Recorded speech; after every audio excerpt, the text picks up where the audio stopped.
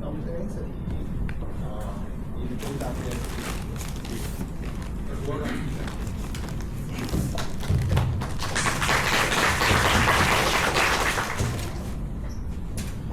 Okay, hello everyone. I'm Mr. Chen from National Tsinghua University. So today I'm going to present our work finding brown dwarf using JWST in the Cosmos web field. And this work has been accepted for publication in PASA. So if you want to look in more detail, please look at the online version. Okay, so first of all, what are brown dwarfs? Brown dwarfs are pale stars. They are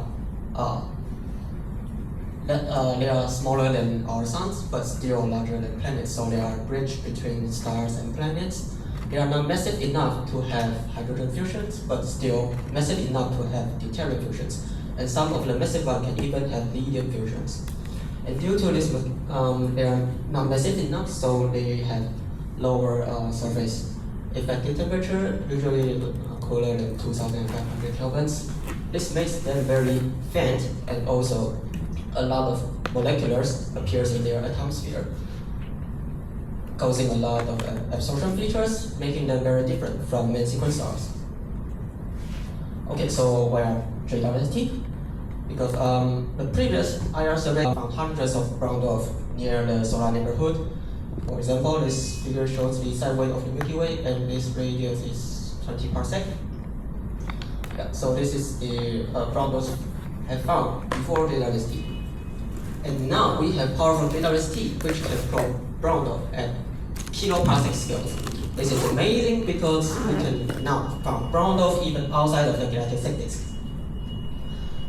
What does this mean? Because this means that we can probe brown dwarf distribution at galaxy scales. So here I just show a simple comparison of previous IR surveys and JWST, so you can see that amazing resolution improvement and also the sensitivity improvements. And because brown dwarfs are very rare, so we use Cosmos web field because we need a large field to find more brown dwarfs, and Cosmos web field is currently the largest JWST survey field, covered with 4 NIRCam filters ranging from 1 to 4 microns. And we download the Cosmos Web DR05, which covers the half of the overall Cosmos Web footage, and it's still 9 times larger than the Cirrus field. So we can expect we found lots of brown dwarf here, and data reduction is done by our team member Wu. So here I have a simple sketch of our method. So first we have a JWST catalog, around 100,000 sources. Then we perform color what the font size? Okay. We perform a color criteria to reduce a lot of sources here, and then remove extended sources such as galaxy and transients. Then cross-match with Cosmos 2020 catalog. Then do the SED fitting to finalize our candidate. And we are doing color criteria first because color criteria is more efficient. And SED is very time consuming, so you can see how efficiently we use the sources here. Okay, so I simply explain how does our color selection works. So here I show the one brown dwarf candidate. So the observed flux is these 4 data points, and this blue curve is the best fit brown dwarf model, and the yellow line is the best fit galaxy model. Okay, so as I had mentioned, the brown dwarf is having very low surface temperature, so there are a lot of moleculars such as water, methane, and NH3. They cause significant absorption features at 2 and 3 microns, making this very special V-shaped SED. It's very it's very different from the flat SED models. So we can confirm that this source is not a galaxy, it's a brown dwarf. And also another important feature is that because it is like low surface temperature, so it is very faint in optical, and this is also a very important feature of brown dwarfs. So how do we select this kind of object? We use color plot. So x-axis is the 2.7 micron magnitude minus 4.4 micron magnitude, and y-axis 1.1 micron minus 2.7 micron magnitude. And yeah, in this region, so if we only see x-axis, moving from 1 to larger means 2.7 micron is 1 magnitude fainter than 4 microns. And if we go like y-axis smaller than 0, which means 1 micron, it's brighter than 2 microns. So we are selecting sources that have these kind of features, which is the Brown-Dwarf features. But eventually our color criteria, two color criteria looks like this one because we want to, we try to include the diversity of the Brown-Dwarf features. So we select 3 Brown-Dwarf models. These are the predicted magnitude from 3 different Brown-Dwarf models. And these two color criteria are trying to select all of the sources that have these similar features. So after these color criteria, we select 120 sources. Then after removing the point sources, then we cross-match with Cosmos 2020 catalog. So Cosmos 2020 catalog is a already exists catalog which based on Subaru, HST, and also UV star, etc. Then we can have more photometric data points, and also we can exclude galaxies like this one. So this one has the color criteria, but you can see it's very clearly detected in the Subaru images, and it's detected in optical, so it is not a Brown-Dwarf, it's a galaxy. Then after this cross-matching, we do the SED fittings to confirm our candidates are really Brown-Dwarf, not galaxies. And since we have 3 Brown-Dwarf models, we pick the sources that simultaneously best fit with 3 Brown-Dwarf models, like this one. Then we finally found 27 new Brown-Dwarf candidates that haven't been seen before. And here is my result. So here I show 27 false color images of our 27 Brown-Dwarf, and the red color is made by 444 micron and 4.4 microns, and green is 2.7 and blue is 1.1 microns. So you can see they are very red because they are very bright in 4 microns. And compared to the nearby stars and maybe galaxies, you can see very different colors difference. Yeah. Then this is the rest 12 Brown-Dwarfs. And this one is very special because it's very cool. So most of the candidates are around 1000 kelvins, but this one is even very cooler than 1000. It's only 700 kelvins. Compared to our sun's 6000 kelvins, it's really, really cool. Okay, then I show some more SED fittings that you can see very clear. They are very different from galaxies SED predictions. And some of our very bright candidates are even detected by UV stars, so we can have 9 band detections, and we can see these up and down features, very significant Brown-Dwarf features. Yes. And here I showed the temperature distributions of our candidates ranging from 700 kelvins to 1600 kelvins, and the distance ranges from 400 pc to 4000 pcs, which is outside of the galactic statistics. Yes. And the implication is here I showed the cumulative number count of the 1.1 micron magnitude.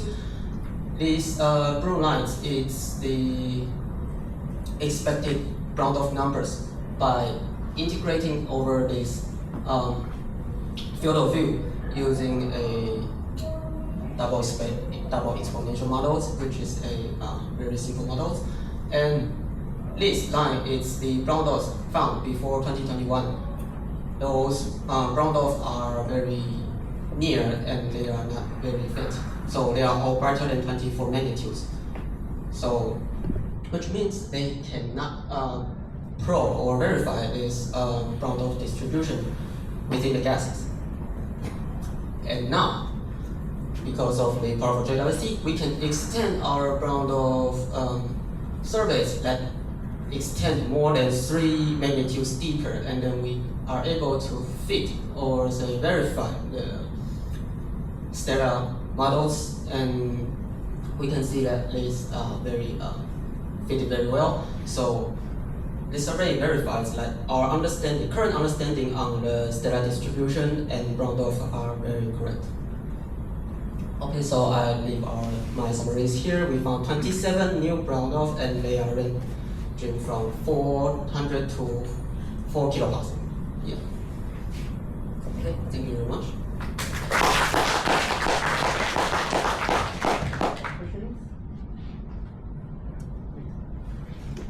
First, it's a joke.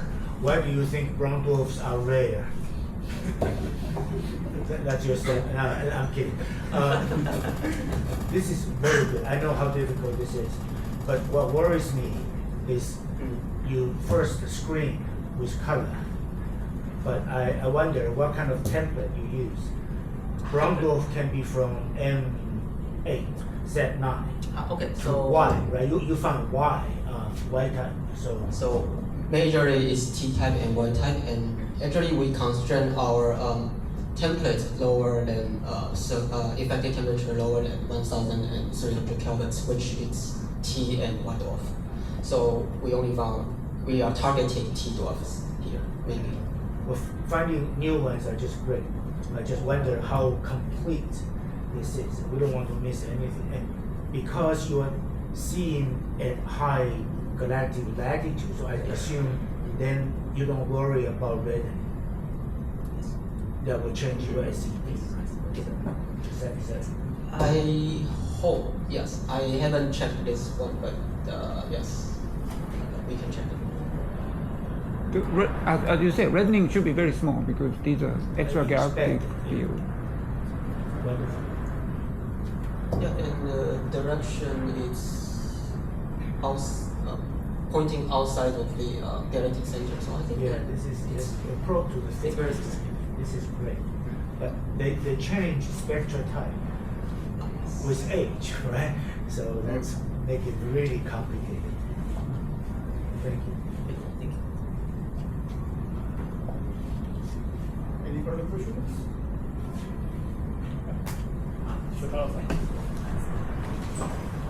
Yeah, you have.